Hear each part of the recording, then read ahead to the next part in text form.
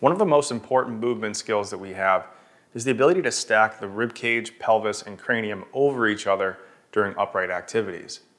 If we're standing like this in a symmetrical position, we'll have an equal stack between the left and the right sides.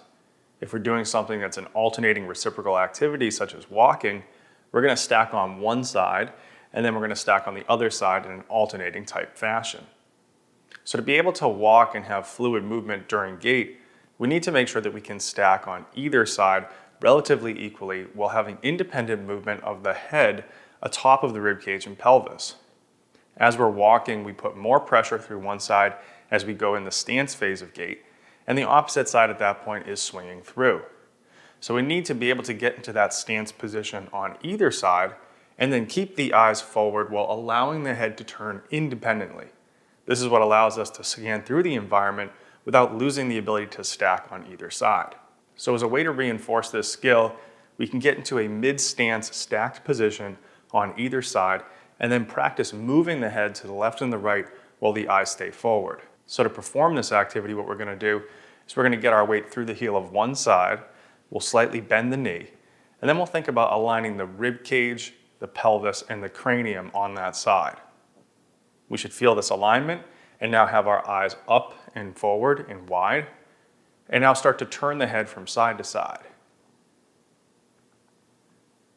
As you do this, you can also reach forward on the same side that's back and reach back on the opposite side that's back. In terms of the weight distribution, we should have about 70 or 80 to 20 or 30. From this position, we're going to move the head to the right and then the left while keeping the eyes forward. If you really want to challenge yourself, you can lift the leg that's in front, which will simulate the swing phase of gait. If you felt your body shift forward or lose your balance, keep a very light amount of pressure in that front foot. We can add breathing from here, exhaling as we reach simultaneously forward and back with the front and back arms.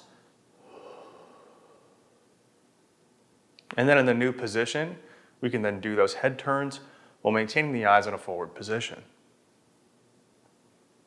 Then we want to compare that to our ability on the other side and see if we have any major differences. So we get weight through the heel, soft knee, stack rib cage, pelvis, and cranium over each other, reach forward on the same side of the foot that's back, and back on the opposite side of the foot that's back. From here, turning the head while keeping the eyes forward. And if we like, we can reach on an exhale, getting a little bit of trunk rotation, and then do our head turns from that new position.